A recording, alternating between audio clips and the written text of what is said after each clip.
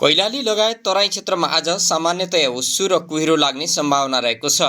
राति आकाशमा लागेको बादलका कारण शीतलहर भने केही ठाउँमा कम परेको छ।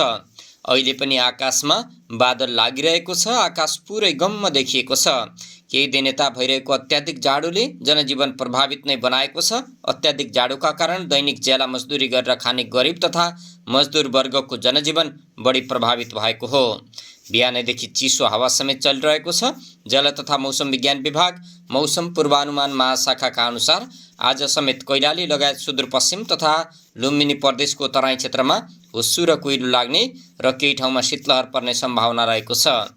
सुदूरपश्चिम कर्णाली, लुम्बिनी र बागमती लगायतका अन्य क्षेत्रका पहाडी तथा हिमाली जिल्लामा मुख्यतया मौसम सफा रहने सम्भावना रहेको छ। केही ठाउँमा छिटफुट बादल लाग्न सक्ने जनाइएको छ।